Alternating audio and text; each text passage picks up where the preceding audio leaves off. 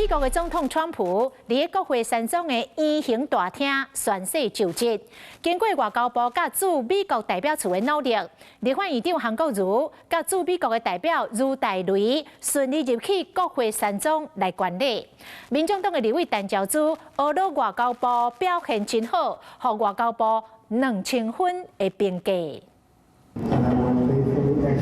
立法院长韩国瑜所带访问团为贵宾的房间内看美国总统川普的就职典礼转播。即摆伫外交当局的拍拼之下，台湾庆贺团7位跨党派立委顺利进入第一资本体育场，共一个时间。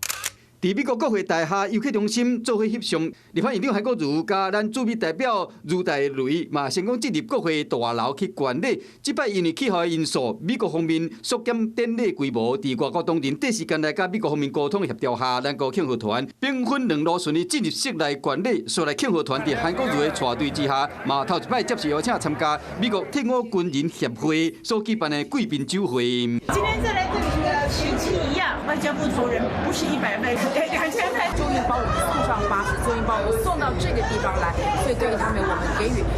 100分的肯定。在野党立委纷纷对外交当人表示肯定，外交部嘛伫面册写讲正当。 前线的外交人员继续为台湾奔走拍拼外交的事，过来立法院正大量删除甲冻结外交部预算，会影响到外交工作推动。即摆外交部预算可能夺6亿5463万6000块，其中包括国际合作4亿，删除驻外机构国外理会3000万，国际会议甲交流费5000万，媒体政策甲业务宣传费总共1亿1000万，并且冻结业务费50%，等到执行30%了，会当甲立法院 申请改动。国民党的委员、民众党的委员，你要不要问问你们现在正在美国的同事，为什么他们高度肯定的情形下，你们还要这样删减动国家预算？照删除的经费将影响我国的全球能见度以及公众外交工作的推展。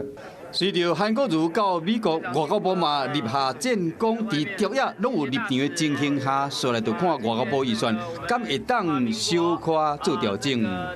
Hello， 我是林仙怡，想要抢先掌握最及时的新闻资讯吗？赶快订阅、按赞、开启小铃铛，锁定华视新闻 YouTube 频道。